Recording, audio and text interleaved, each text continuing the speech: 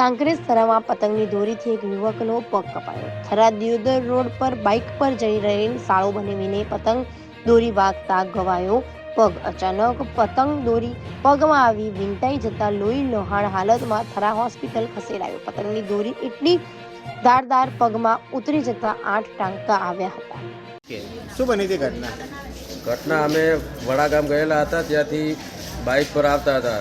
થરા બજાર વચ્ચે અમારે બનાવીને પગમાં દોરો આવતા 3 ઇંચ જેટલો દોરો પગની અંદર ઉતરી ગયો અને તેમને થરા દવાખાનામાં દાખલ કર્યા હતા. Thara hospital, referral hospital. કેટલા ટોકા આવ્યા છે? 8 ટોકા આવેલા છે દોરી વાગવાથી. દોરી વાગવાથી.